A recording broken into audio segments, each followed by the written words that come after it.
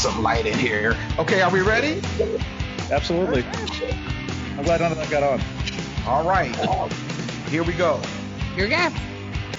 Welcome to another episode of Dishonorable Mention. As always, we are joined by communication specialist, Dr. Carla Mastracchio. Say hello, Carla. Hi, great to be here. Also joining us, another regular state representative, Chris Lott. Say hello, Chris. Hello. Sounds great. I brought my cheering section with me tonight. Wow. Thanks for that. We're all the way across the bay. Our third partner in crime is on assignment, Becca Teeter, communication director for Ruthless. She's unable to join us tonight, but we're going to soldier on without her. And we have, you know, when we're doing a podcast without Becca, you can't just get one person to replace her. You got to get two. So joining us on this very special podcast, Hillsborough County property appraiser, Bob Hernriquez, and his lovely wife, Carrie. We're so happy to have you guys. Say hello, Carrie and Bob. Hello, Jacksonville, Ernest. Of course. Hey guys, it's great to be on this evening. It's a beautiful evening, nice and breezy outside. We're enjoying ourselves and couldn't be thinking of a better place to be. Thanks for having us. Yeah, well, We're it's so awesome. excited. And we're going to be talking to you guys about your lives. And Carrie, I have many, many questions to ask about your career as a stand-up comic. It was terrible. Completely fascinated with that. But before we get to that, we like to kind of pour through some current events that are taking place right now. And when I ask everyone, you know, we have said time and time again that how Governor DeSantis is handling COVID-19 will be judged on the continuum. We have another week to kind of assess where we are. Carla, how do you think Governor DeSantis is doing? I mean, it's hard to say, and I know that's kind of a cop-out, or it sounds like a cop-out. I don't think it is, but I know it's going to sound like that to some people. But I think it's too early to tell, and I feel like hindsight is always going to be 20/20 on this one. Like, I don't know that any of the progress that we made in terms of, or lack thereof, in terms of, needing hospital beds and ventilators and things like that, were able to be attributed to Florida, like, state leadership. I think weather has a lot to do with it. I think genetics have a lot to do with it. I think people like geospatial logistics have a lot to do with it. I think it's a combination of a lot of things. So to declare victory now, A, is premature, and B, to ascribe it to one administration, I think is premature. I don't think he's done a terrible job, and I think he was handed like a humongous pile of crap from our prior governor. So there's that, and I kind of feel for him on that because I don't think the employment stuff is really his fault. I think it's a Rick Scott thing. But I don't think we're doing the best, but I don't think we're doing poorly either. So I'm happy to be in a county, I feel like, who has it together. Like, I've been on social media, I've been on Twitter, I've been on Facebook, I've been on Instagram, and I've been like, get it together. Federal government, get it together. And like, Florida kind of has it together, but I would like to see more collaboration with federal. I think that, DEO is improving. To date, the state has paid over $1.5 billion in unemployment claims, and we keep paying more claims, which is a good thing. There's still some issues there. He inherited an awful website. The state has spent more than $100 million to improve a $77 million website that was a sham from the get-go. But then we voted for him. The Governor DeSantis has started an investigation, and rightfully so, into that website that was approved in 2013 under Governor Scott. And in terms of testing, the testing as it increases, the percentage of positive results continues to decrease, which is a good thing. And the phase 1 counties this week, the numbers keep going down with positive percentage of positive tests as a result of the number of tests that are given. And I believe the last county in Florida that is due to open, I believe, is Broward. And they're, I believe, set to start phase 1 next week. And so, there's still a long way to go in Florida, but, the steps are starting to happen. And so I do think it's, early to proclaim victory, but we're the third largest state. And the last time I looked, we were 8th in terms of number of infections. And with the population, age of our population, I think that's a tremendous success. Yeah, 8 is great. Yeah. So let me ask you, Bob and Carrie. I've been riding around Hyde Park Village, heard some reports that Beach Drive in St. Pete has been heavily populated with people.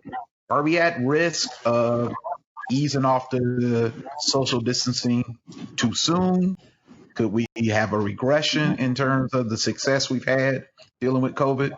Ernest, that's a great question. I did that, Ernest. I'm letting you let her go first. Yeah, so he can usurp me at some point. But I'm saying, we're in West Tampa, so it's different than Hyde Park rules. But at the same time, I think that we can't be too careful because I have friends who are super sick with this, friends who've lost a family member, and I love you, Christopher, but 8th best, it ain't good for me. So that's where I'm going with that. Well, we're the third largest state. Third largest, Okay. 8th best. Got it. All right. I'm teasing. Well, the governor, I'm just glad he figured out how to put the mask on. So we're moving along. I think that the key here is that we're in this is obviously we're all ready for this to be over with. I can tell you this: I am acing 6th grade math at this point. I calculate. So we're good. But I think that we do, and if you watch Dr. Fauci today, certainly there's a real concern of going too fast. And I think that the concern is that, what I'm seeing, I saw a tremendous difference in the attitude of folks, absent the conspiracy theorists and the folks that are out there thinking that if you don't wear a mask, you're a constitutionalist and all that stuff. But just average, everyday folks that just seem to be a real lax attitude versus the weekend before this past weekend, whether it was at Walgreens or wherever it was, people seemed to be closer to each other. Less masks. I was in Home Depot and they were I had one guy kind of smirking at me and I kind of looked at him like, what's your issue? Because I was wearing a mask. And that's the concern I have is that we think if there's this attitude, we just, it's all over with. And so I think, yes, there absolutely is. And the truth of the matter is if it's about the economy, nothing could be worse than if we open up too quickly and then it spikes again and we have to shut it all down again. Because all the folks that kind of think that this is going to be a V curve, downturn in the economy and that we're going to bounce right back. I think it's foolhardy to think that it's going to be that easy. But goodness gracious, you're really looking at a depression at that point. So I think we just need to be smart. And really the analogy that I made, not to run on too long, Ernest, is for folks that are out there, think of it when you think of somebody, and we've all made bad decisions in our life. I probably made one or two after Hooperpalooza.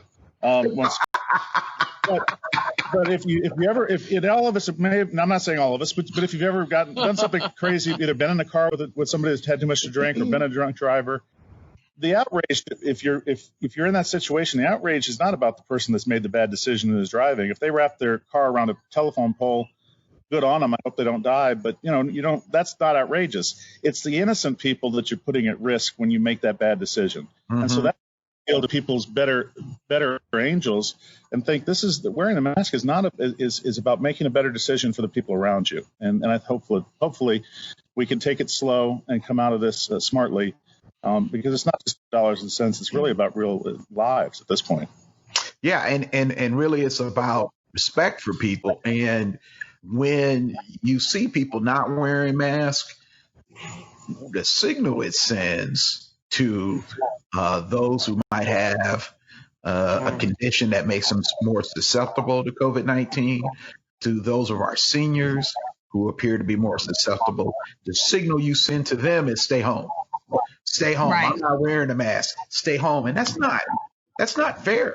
I mean, that's not, those people are citizens, and those people, oh my God, as I like to say, those in their twilight years deserve all of our respect and all of our support.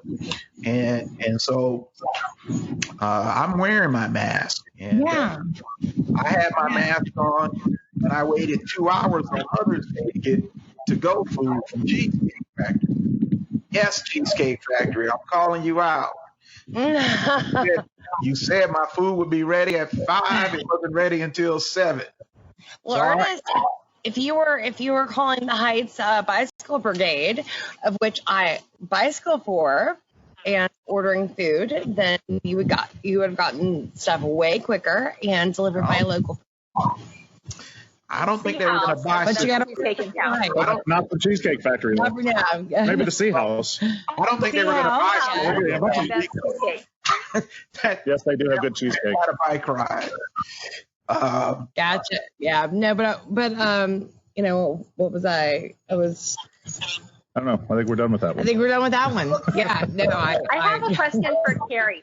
So, Carrie, can you explain for people who listen to the podcast? We have a lot of people who live in Seminole Heights that listen, but a lot of people that don't. So can you explain what the Bicycle Brigade does and Absolutely. How you're part of it and all that stuff? That'd be great. Thank you for that question. It's amazing actually, because a lot of folks that are majorly into Seminole Heights, and they should be, because we gaze from afar.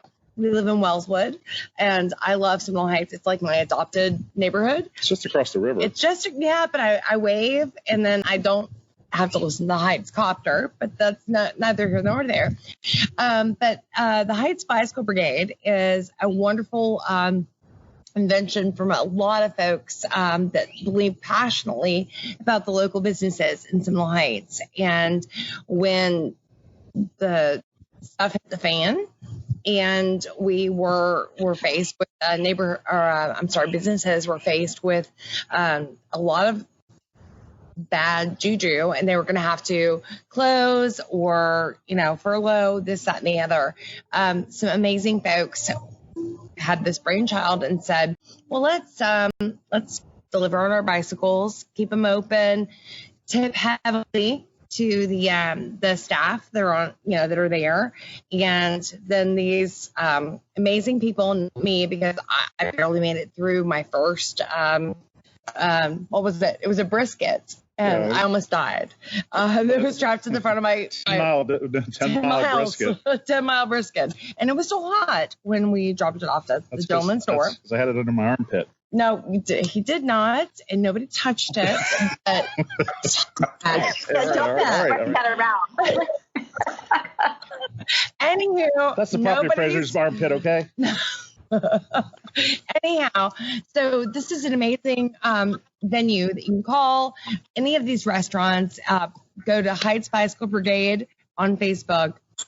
Look, see what's available at that time of the day, and you may or may not get Bob and I bicycling and yelling at each other to get out of the way of this, that, and the other, and bringing your food and maybe a brisket. You don't see 3 at a time guys on a bike every day. So that's pretty awesome. So Heights Bicycle Brigade, and they do amazing work. And so as long as we're in this all together, please check them out. They're on Facebook and Twitter. Mm-hmm. Yeah, if there's been a positive to this pandemic, it's watching people rally to help others. And there's still a human spirit out there that's willing to help others. And we have that in the United States. It's one of our trademarks for so many of our citizens. But I heard Max Brooks, a pandemic expert, the son of Mel Brooks, make this point. The U.S. always seems to take the punch in the gut first and then respond. Pearl Harbor, 9/11, the Great Recession. We're always coming back. It'd be nice if we decided not to fall behind by 3 touchdowns first and then come back to win. So maybe we can get that done. Let me ask you guys this related to the unemployment benefit situation in Florida. A lot of people have pointed the finger at Senator Rick Scott in his time as governor and the implementation of the system. Some have said, though, that finger pointing is a symptom of the rivalry between Governor DeSantis and Senator Scott, 2 elected officials who are vying to become the leading presidential candidate in 2024. Who do you guys right now think will emerge as the better presidential candidate in 2024? Governor Ron DeSantis or Senator Rick Scott? If I may, I will say neither, because, unfortunately, my mom is not Joe Gruder's mom. And so she's having issues with unemployment and she's unable to get that fixed. But, we have to raise importance, I guess, for whichever office somebody's in.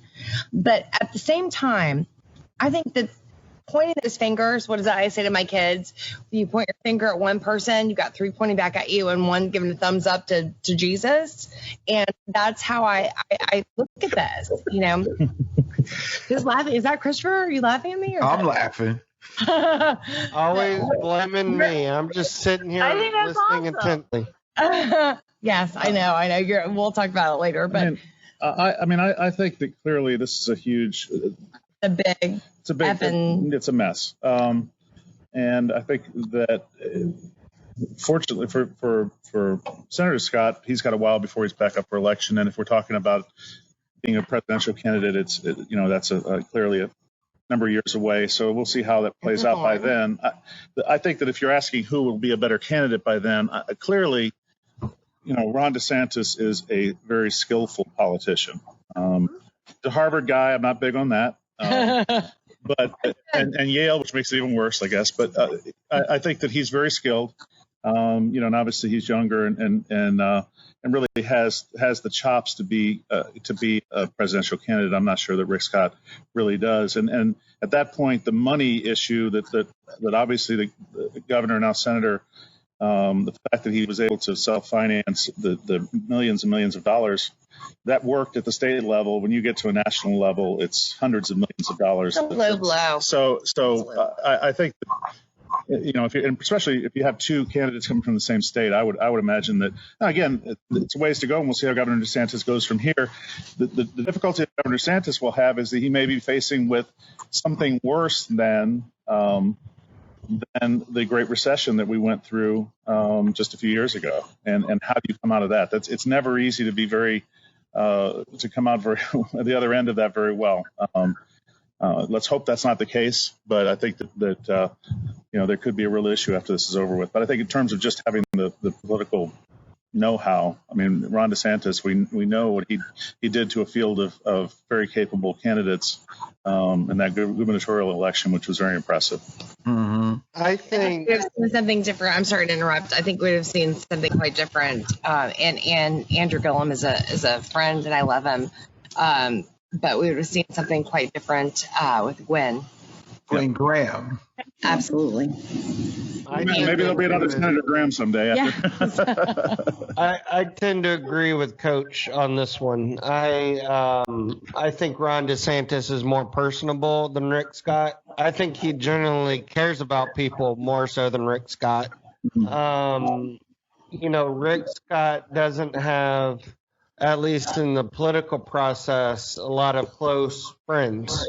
And I think that's just the nature of his personality and, how he conducts himself. And Or so I think I it's, think I mean, that, Right, the ultimate outsider became the ultimate insider. but I think that Governor DeSantis genuinely cares about unemployed people, whereas I don't know if Rick Scott does, and I don't know if he and it's interesting because Rick Scott came from poverty and grew up in poverty, and now is a multi gazillionaire, and but he doesn't have the empathy for people that are disadvantaged, and I think that Ron DeSantis generally cares about people, and so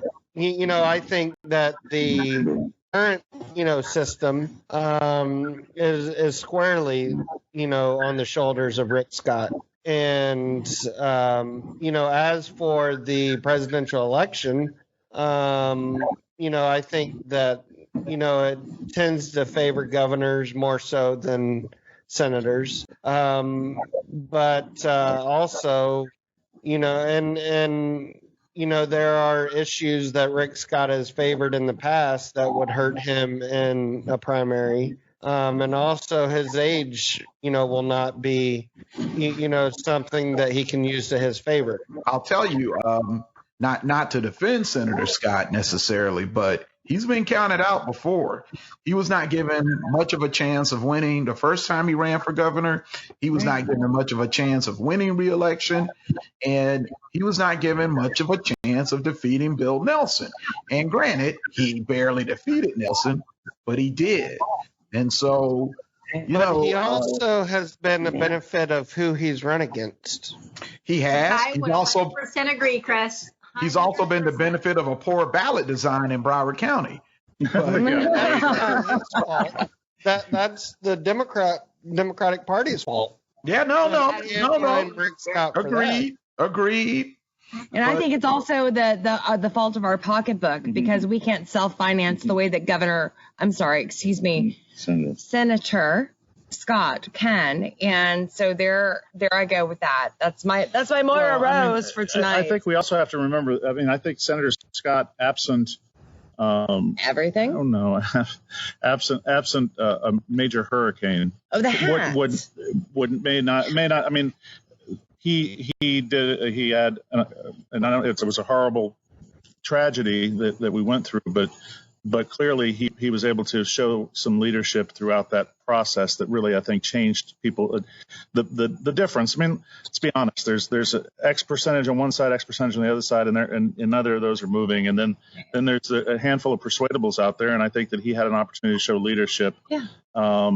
And also a statewide platform. And I appreciate his service to do that. And so I think that helped him as well. And Bill Nelson is not the Barack Obamas of Democratic politicians. I'm not sure in his 40 he was an astronaut, right? Yeah, I mean, he was an astronaut, but other than being an astronaut, I am not quite sure. The Earth looks like a big blue marble from space. Just so you know. I just think Bob does a great.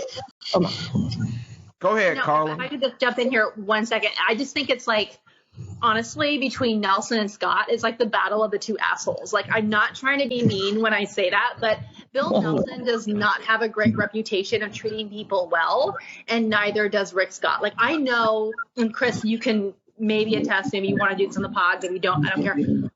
But we know a lot of people who work for Rick Scott personally, and none of them have nice things to say. So I feel like in a contest between Scott and DeSantis, who a lot of people have worked for that we know, and do have nice things to say, and are appreciative of leadership and good ideas, and being thoughtful and methodical, I mean, I would give it to, if I had to vote right now, I would give it to DeSantis any day of the week. 100%. Twice on Sundays? Yeah, twice on Sundays. Yeah. I mean, I would vote for Rick. I would vote for Ron DeSantis in a heartbeat 100%. over Rick Scott.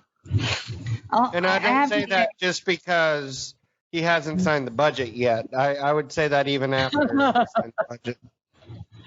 It is amazing that Marco Rubio is not even in the conversation anymore. Precisely. Isn't that interesting? It is. I mean, think of when he came in. I was in the legislature. He was a year behind you, right?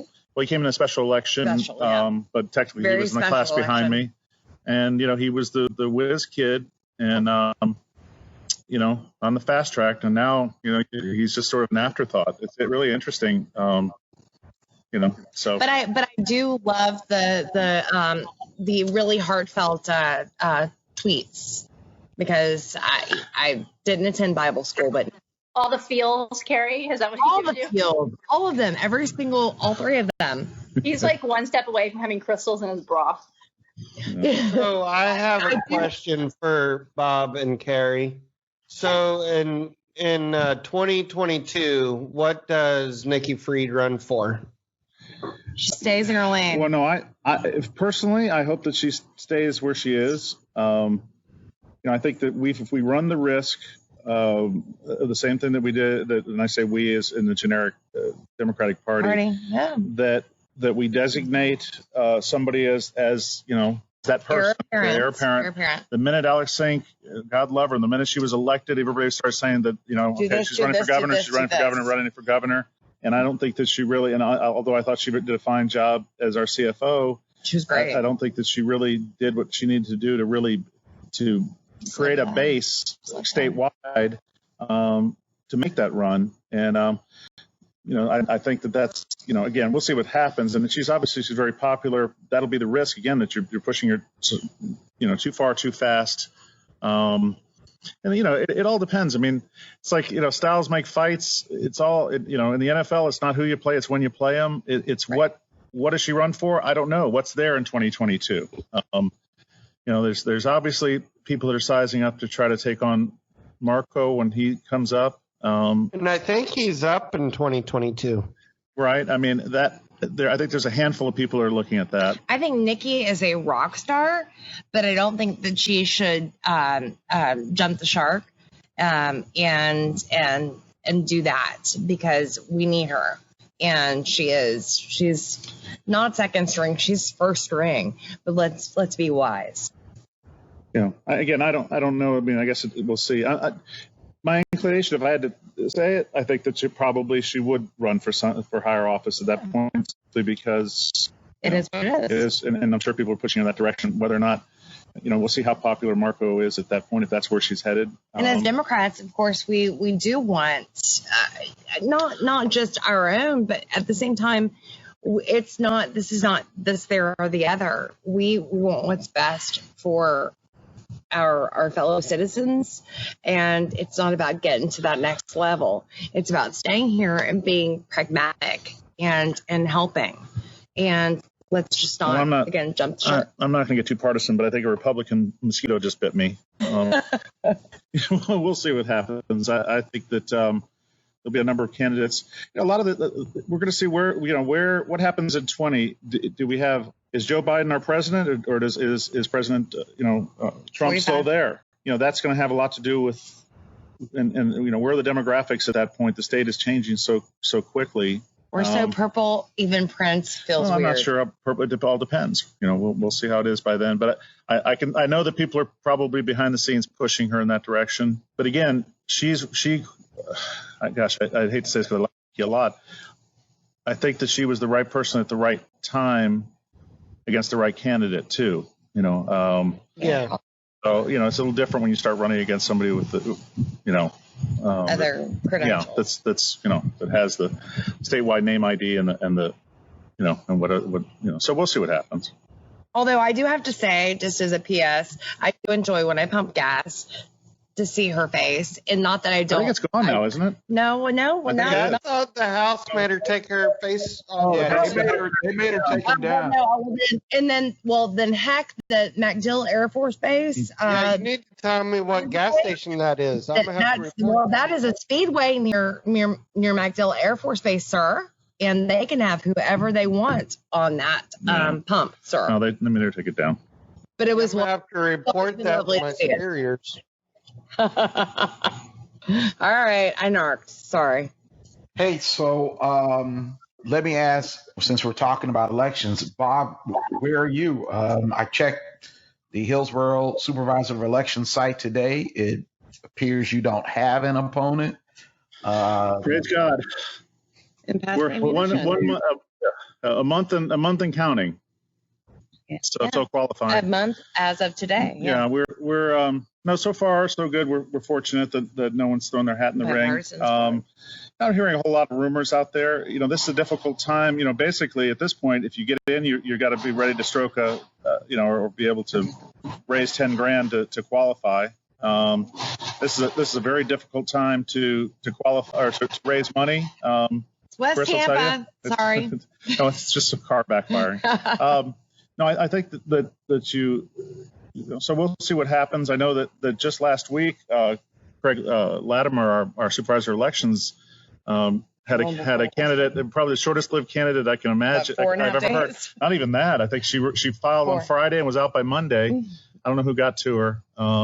She was running an event for the president. Something. So, we'll see what happens. But I mean, I'm blessed in that I feel like I have a great deal of good friends, and I hate to even say both sides of the aisle, just good friends that appreciate the effort that our office has taken to just be as good a property appraiser's office as we can be. And so, and my staff is fantastic, and I'm blessed. And I have a great deal of crossover support. If you really look at my campaign reports and what have you, and my endorsements, goodness, my Republican opponent from last time endorsed me. And so that I think speaks volumes to, and that's not because of any other reason other than I was true to my word that I told him when the election was over that I appreciated the fact that he ran against me, that he brought some ideas to the table, that we were going to stay in touch, which we did. We have coffee or well, up until recently, coffee or breakfast from time to time, and he gives me an unjaundiced view of how our office is doing, and he's a real live appraiser, so he's got some good ideas. And I think if there were more of that, I know Chris kind of subscribes to the same kind of philosophy, and that comes from his father, that we're not enemies in this. We all want the best for people, hopefully, and may have some different ideas of how to get there. So far so good, but we'll see. A month and counting. So now the question that I've been waiting all day to ask, Carrie, I did not know you started out as a stand-up comedian. Please tell me all about it. No, I can't, because the jokes that were funny in the 90s are not funny now, and they're it's not politically correct, but when we do Hooverpalooza again sometime, I'll pull you over and we'll talk about that. But yeah, I hated sleeping on couches, and open mic nights were terrible, and I just was not as funny as I thought I was. But, it is what it is. Hey, you know what? I was a better actress because I made somebody like me enough to marry me. So that's good acting, right? Well, here's how smart I am. Comedian. Right. My favorite comedian? Yeah. Oh gosh. Gilda Radner, hands down. All right, I need to Google. She was you don't know who that is? Christopher? Chris. I personally offended. Double secret probation now. Carla, do you know who that is? Probation. Do you know who that is? Carla? How was it? Really, Christopher? I don't even know how to respond to that. I'm just driving up to Clearwater right now, and we're gonna watch a marathon. Yeah, we're gonna. All right, she died when I was 7 whoa, of ovarian cancer. Very sad. I was 7 when she died. So, you know what? Flowers. Wow. Although I am a SNL, I do like SNL. I'm just really that was before my time. Christopher, with that kind of comment, you can't spell SNL, sir. No. All right, if it makes you feel any better, I do recognize her picture. Okay. Perfect. Yes, thank you. Is one of the most awesome people ever, and so Gene Wilder left flowers on her grave every day. Until he died of dementia. And also, she would not sign on for SNL in their first season until they let John Belushi on. She sat Shiva for John Belushi. So had we not had Gilda Radner, we would not have had John Belushi. Yeah. Word. Let the work. I can tell you this. I can tell you this to put a sort of an exclamation point on Carrie's. First of all, I think it's important your spouse be able to make you laugh. So that's one thing. The other thing is that I thought it through so well that not only people sometimes that they married a drama queen. Well, my mother-in-law was an actress and a director, and obviously Carrie went to theater school and did the same thing. So I actually married two drama queens. So if you ever want to come to the house, because everything is not. You don't stub your toe. You have to reach the back row. So you drop a with Cheerio. the pain. That's right. Oh my God. Yes. Everything is like Shakespearean. It's very dramatic. Oh yeah. Every once in a while, I just go outside. Hence, we're outside. But Carrie, did it take a lot of courage to get on stage and try to tell jokes? Yeah, Ernest, thank you for that question. I cried a lot. It did, and it was one of the most humbling things I've ever done in my entire life. But then I realized I wasn't great at that, and I moved on to politics, and I'm not great at politics, but boy, was I a stinker at the comedy stuff. So it's okay. The kids think I'm funny, and Bob does sometimes. So Used to be funnier. Bob said I used to be funnier. So I don't help with three kids. It having did. sense of humor helps. I tell you what, though, they are funny. They're humorous. They get it from me. But I will say that, you got that. I will say that there is a sitting senator now, that is going to be retiring soon, and is the only, person in the legislature that ever made me cry. So there was that, and I was wrong. But I had to do my job when I was with the insurance commissioner's office. So I had to go up and take one for the team, and she made me cry big time. So yeah, but the comedy did not go anywhere. Now I like term limits. I didn't like them with you. Can I text you after this to guess who it was? I know you know. I'll text you right now, but you can't. So, Ernest, my favorite Carrie story, and I don't think I've told you this, and it may hurt her street cred with her party. But when I first ran in 2014, I had the bright idea to walk the length of my district in one day, and it was like 18 miles. And I was not I know this will shock you, but I was not in shape back then either. And I did it on like the 25th anniversary of my dad walking the length of his district when he first ran for office. And so that's what gave me the inspiration to do it. And so I had people join me for different, parts of the trek. And Carrie walked a good 5 or 7 miles, maybe even a little bit longer. All the miles. And this was in like the end of August or September. So I mean it's hot outside. September, yeah. And well, come to find out, what do you want to go ahead and tell us what you found out shortly after you took that long walk with me on that September afternoon? Pregnant with Emma Elizabeth, and so I did the walk, and I believe I brought over some other willing folks, and one of them is no longer with us, great Stately, former legislative assistant to Congressman Ross, who was just a splendid human being. And forgive me if I get a little little misty-eyed, but he was just a tremendous person. But anyways, I digress to an extent. We came over and walked with you, and it was hotter While she was pregnant. Well, I was pregnant. Not that pregnant, but pregnant. But Still I. count. But the moral of that story is I'm never doing that again. So, yes, I mean, pretty much, I would but you know what? probably rather lose an election than walk 18 miles in a day.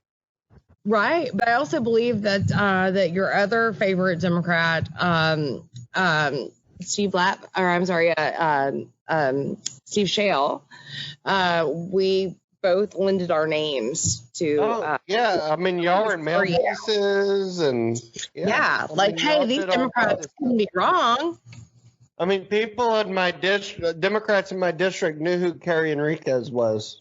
And they knew that Barack Obama's Florida campaign manager endorsed me. And so they got all kinds of grief from the Democrats. We did get a squash. Yes. But when we believe in somebody, we believe in somebody.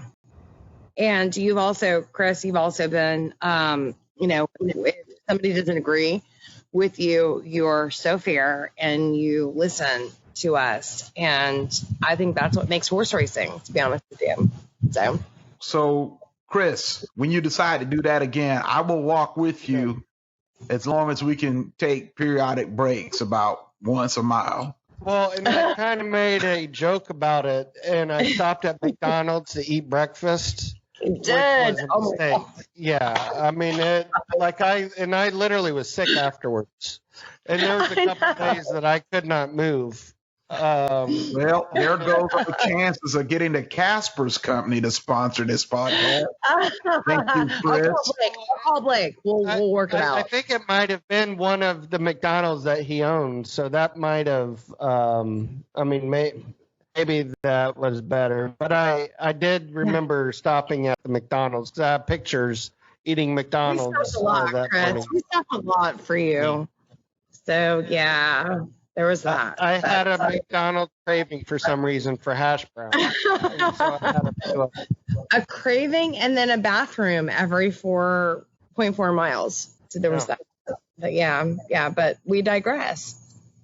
So, Carla, did you have a question for our guest? I kind of asked all of my questions so far, but I mean, I love that we have two kind of people who can stand on their own, but also are kind of a power couple. I love that. And we're having two next week as well. So I think that's kind of a fun trend for our podcast. Did you want to ask anything about Jesuit? I do want to give a shout out to Wellswood, though, because my TC graduate cousin did just purchase a home in Wellswood. So shout out to Ryan Henry and their beautiful home. So, well, I will tell you, I'm not it's an amazing neighborhood. I want to address. I know it so is. It really, really is.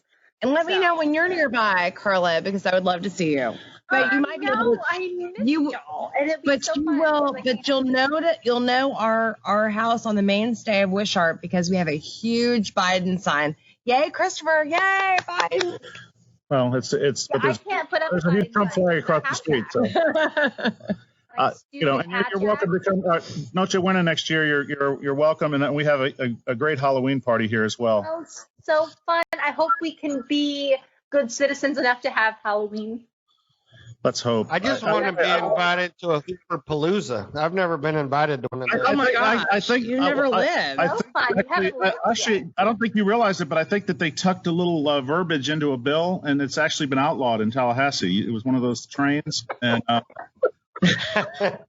so you actually voted on the end of Hooperpalooza. I misstarted. No, it is like 2 in the morning on the day of Sine Die, right? The stuff that comes through, you just don't know what the hell's in it. So isn't it like you'll go to your grave saying that you'll go to your grave saying that you read everything, but you didn't. So I won't address the Jesuit thing at all because it's just I'm just getting through therapy with all that. I'll tell you that and you touched on it. You touched on it. Sorry, we got them next year. It was always next year. Oh God. It's We, been a long time though, right? Yeah. It's awful. we gave them a great tussle this year with a bunch of young kids. So It's like getting kicked and you don't want to be around him for like a week. no, it's no. That's so sad. Now it's You're fine with it now? fine now. It's okay. Jesus. How many years has it been? a long Like 412, I Chris. asked a Thank you. question. Who's counting? 20? I don't know. So I mean, okay, so we're all from Chris and Hoop, you can whatever.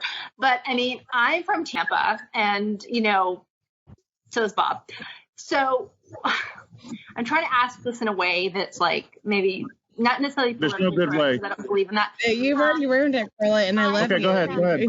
I remember one Jesuit TC homecoming where one of the sides, and I can't remember, hurled like bags of black bean and rice like onto the Oh, that was probably a basketball game. That was a basketball game, think and it was that's a basketball so game. racist. and it was That's so like, racist. epic. And you can never do that now because it would be racist, even But though There are so many stories that I don't even want to get into all of them, but yeah, I think I was at even though both sides are the same Yeah. background, which I think is so weird. So it's oh, like, the black beans and rice always come from the Jesuit side. you think so? Because I felt Of course, like it was yeah. Of course it does. And I'm totally not. What used to come from our side was was not good at all. What was it?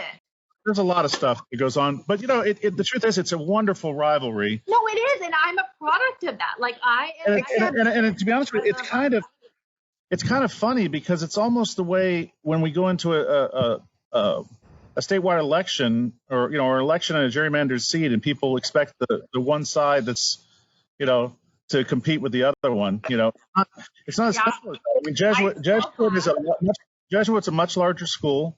All boys, so they have twice the count. They have unlimited resources. Their facilities are like a college campus, and we're a smaller classification school. I'm not making excuses, just reality. And then we go and do the best that we can, but they should win. And what's really kind of happened is it means a lot to our guys. I'm not going to me and everybody that's a TC alumni. And someday we'll break the streak, but the reality is that on balance, Jesuit's going to beat us more than we're going to beat them. They covered those games back in the day. Yeah. They have hundreds and hundreds of kids. They have unlimited resources. Their tuition assistance endowment is huge. They just have advantages. And so it's just what it is. And so that being said, we're going to get next year. I promise. Come to the game. So I would like to jump in and ask a couple questions because when I was in high school a long time ago in the 90s, yay, Gen X, good Lord. The Jesuit TC game was like the game. And like my friends went to Tampa Catholic, but I would girls I grew up with, I went to academy and then I ended up graduating from plant, but like it's still huge. Like it's all the same people. So like I guess my question is, what would you need? And this is a question for alumni who's listening. I have family that are TC alumni. Most of my family went to Jesuit or plant.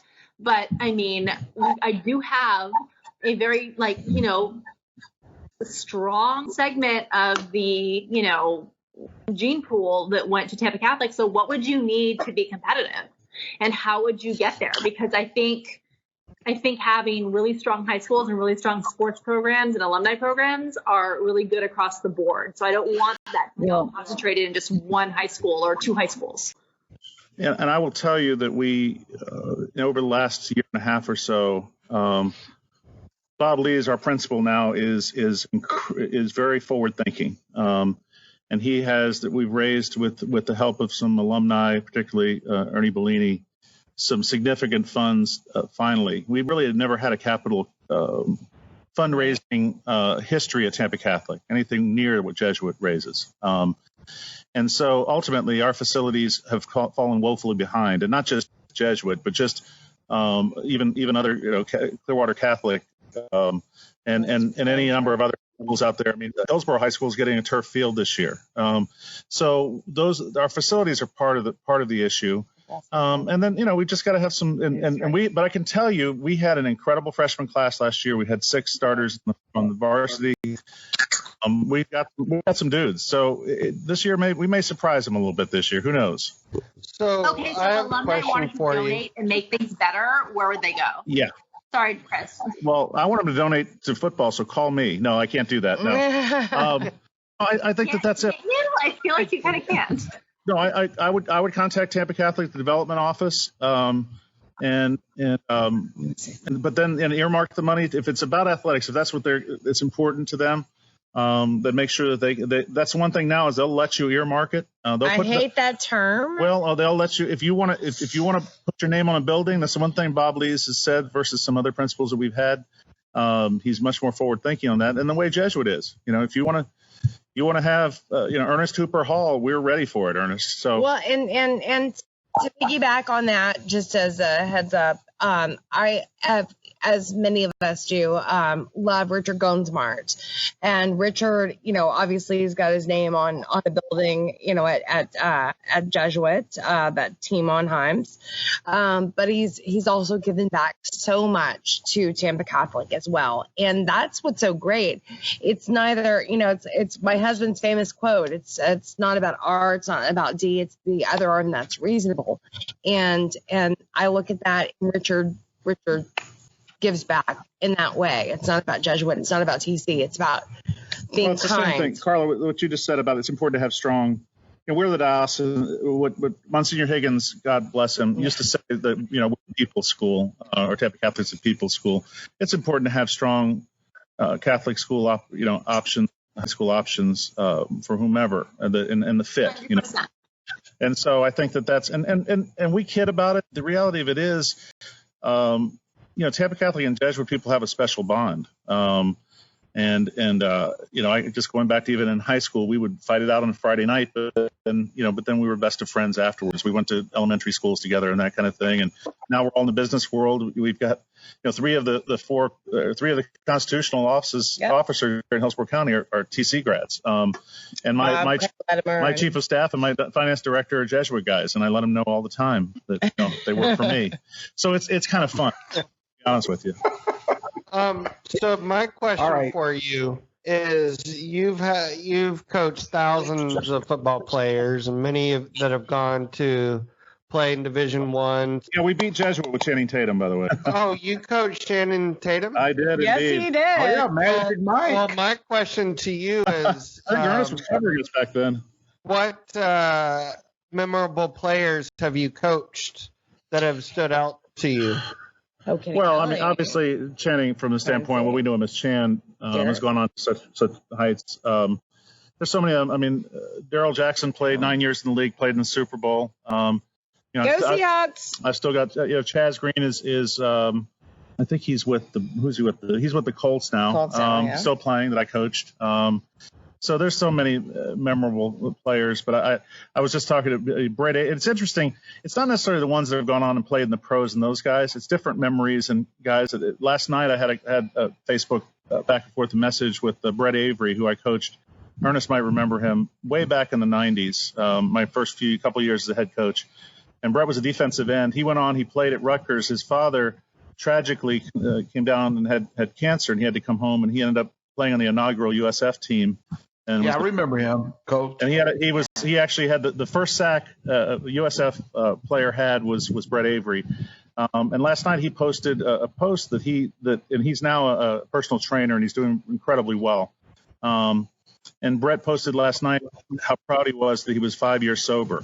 Going back 5 years ago, Brett Avery was in the gutter and having a very tough time. And we had an exchange last night, and it's that love of these players that for years and years and years, they've given me a lot more than I ever was able to give them. So it's some of those guys. I had one player years ago that came back, and I was out in the yard working, and he stopped through, and he had this lady with him, who was his wife, and a small child, and they had just come down from Tennessee, and he was on his way to mom's house, and he stopped through, hadn't seen his mom in a while. He stopped through my house first to see me. There's just things like that just you can't replace. Right. Yeah.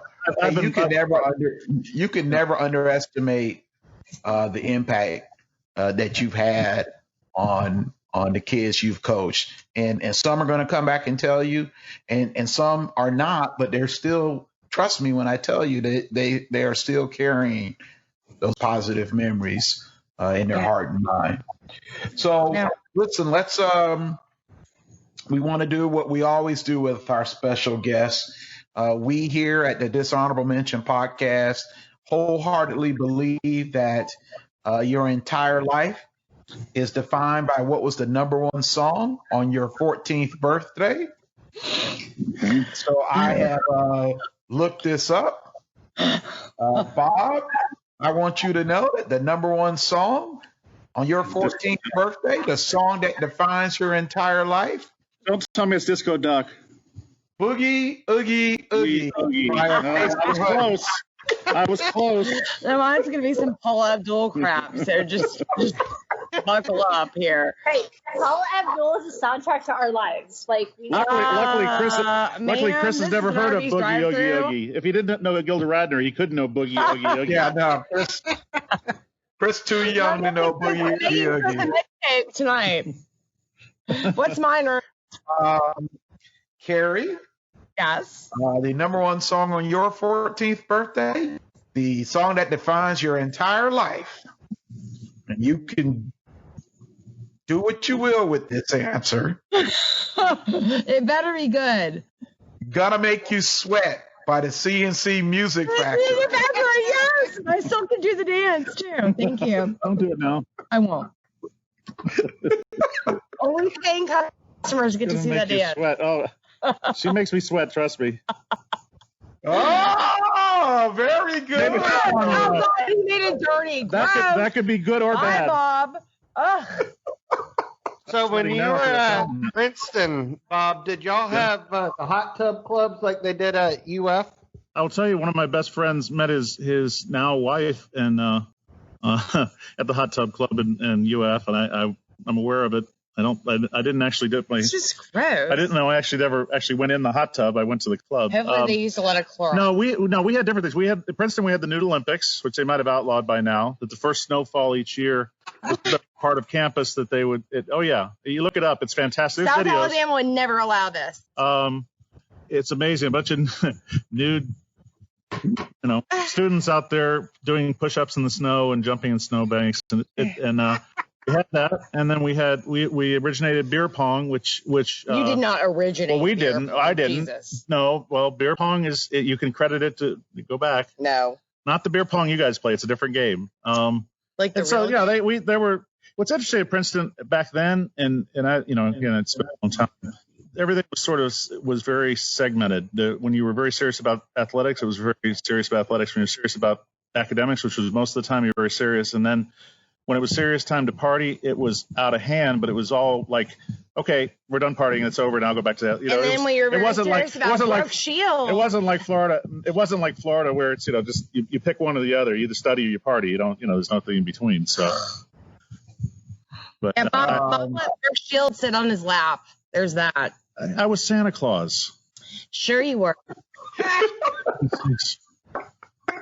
I'm looking more and more like him every day. I'm actually turning into Chris's dad, I think. Oh my God. Look at this. I got the white beard going. But you're not as smart. No, we're not. Chris, do you have a Florida man story for us this week? I do. Here it is. I can't tell y'all where it came from because it might give away where it happened. But it happened last year, May 12th, 2019. Florida man speeds down highway while standing out of sunroof, says he'd rather go to jail than home to his wife. Where do y'all think that happened at? Wow. I think it's the villages. The villages. Each get their own guess. Villages or Daytona? Volusia County. You only get one guess. Volusia County. I can't believe they printed that. I was kidding. And we let him come back home. I'm saying Volusia. That screams Daytona. Sam. No, that could be Panhandle. It could be Wakulla County. Was it Matt Gates? Oh my God, it was Matt Gates. Well, he's not married. He's not married. Oh yeah, that's right. Oh, darn. No one would marry This that. don't the Bachelor. No one would marry that thing. No one would marry that thing. No. Yeah. I'm going to go with Orange County. So yes, Christopher, tell us. I'm gonna guess Brooksville. Oh, touche. everyone has done their guesses. Yes. Carla, did So- you guess? This is Yes, the Orange first County. time that I could say that I'm disappointed in each and every one of y'all. Are you serious? You're such This a is only the jerk. first time. First This time? happened in Hillsborough County, people. Really? Really? I'm- Okay. Yeah, he was 70 years There old. was a part of Oh. me that wanted to answer Hillsborough, but then I thought, no, he would never do that to me. He did. And I read a couple articles, and I also would have taken Polk County because supposedly he went to the Polk County jail, but the offense happened in Hillsborough. So I would have taken either county. Chris, most offenses do happen in Hillsborough. So we'll do that They one. do. I agree. I would take my chances with Chronister over Judd, I think. No, yeah, That's just no, me. no, I want to. no, I want to. You might. not Pasco. Oh, Oh, you said no, Polk or Pasco? Polk. Polk. Okay. I want to get Sheriff Judd on the podcast. Yeah, you might end up at a press conference. As part of a press conference. Thank y'all so my much for next- having us. That's my next goal, is to get Sheriff Judd on. So, Carrie, Bob, we ask everyone to give a shout out. So, Chris, do you want to go first? You have a shout out for someone? I do. I wanted to thank the High Point Family Resource Center. I did a farm share food distribution today. And I do one in High Point every Thanksgiving. And the High Point Family Resource Center helps me with it. But due to the circumstances going on in the world with COVID, I did one. I did one today, and I'm doing one May 22nd in High Point. And the High Point Family Resource Center helps me with it. And so I wanted to give them a thank you and a shout out. Hey. Okay. That is Chris's shameless self promotion. Shout To the out. High Point Family Resource Center. And Bobber? Carla, do you have a shout out? I do. I have a shout out to Bar Taco because I ordered a delivery from them tonight and they were just wonderful. So I appreciate all that they do. I appreciate the people on our front lines in providing food and healthcare services to us. And I just think they're awesome. So thanks. Gotcha. Me? My turn? I want to Yes, say Carrie. thank you so much to all of our first responders and our doctors and our nurses and our firefighters and our seriously, it's not easy. It really isn't, especially when you have folks that feel very passionately this way or that way. But these folks are just on the first line, the front line, and I couldn't do it. And so thank y'all so much. That's my shout out to the first responders. Same. Oh, I'll Carrie. second that. I think we all will. Yeah. Bob, you have a shout out? Well, first shout out to you guys for having us this evening. Yes. And then I think I probably would say, and this is not again, I'm so proud of my staff throughout this process. It's kind of scary. We're almost more productive now that we've sent everybody home than we are we're in the office. I'm not sure what that means, but they've been fantastic. And this is really throughout the county. Most tax collector, all the constitutionals have done a wonderful job. These are unusual times. Obviously, we're going to get through this together. And I hope the spirit that you talked about earlier, it's just great to sit out in the evening now and see how many people are walking through the neighborhood. So let's give a shout out to the American spirit, but let's keep it after this. Maybe we'll figure out we don't need to drive as much. We don't need as many fossil fuels, cleaner air. Yes. We step back from the tipping point and realize that that we need to get back to what's more important, which is each and every one of us, and less about the theories and the partisanship and all that stuff. So there are lessons. my shout out to the American spirit, the human spirit. All right. And my shout out will go out to Nicholas Johnson. Bob, do you know who Nicholas Johnson is? Not offhand, but I'm getting old.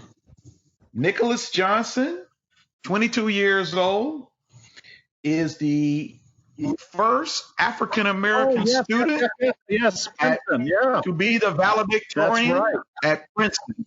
Princeton And University. I saw a Yes. fascinating feature about him this morning. Right.